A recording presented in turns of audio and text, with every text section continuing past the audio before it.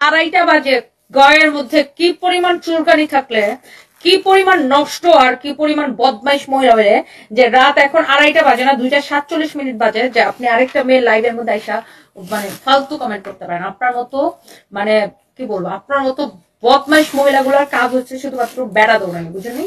আর আমি তো এখন রাত 2:47 বাজে গায়ে গতরে কেটে কাজ করতেছে, আপনার মতো চুলকানি মার্কা মহিলাদের ভালো লাগে না।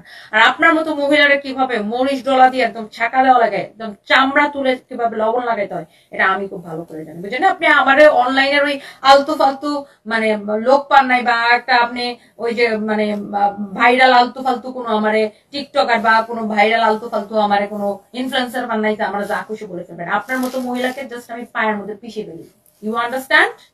এই গার্ডস আর এই সাহস আমার আছে, বিকজ আমি তো অকাজ করতেছি, আমি এখানে শরীরে গতরে খাইটা কাজ করতেছি অনেক পরিশ্রম করে। মানুষের আল্লাহর রহমতে আমার উসিলে মানুষের কর্মসংস্থান তৈরি হচ্ছে। হ্যাঁ, আর আপনার মতো ফকিনীরা কি করতেছেন?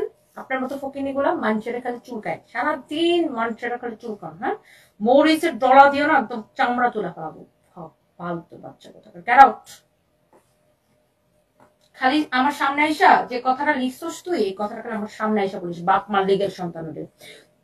সেলিনা আক্তার মুন্নি, তুই যদি বাপ মার লিগের সন্তান হস, আমার সামনে আইসা, আমি কালকেও পুলিশ প্লাজা শোরুমে থাকবো, আসিস আমার সামনে আইসা বলিস।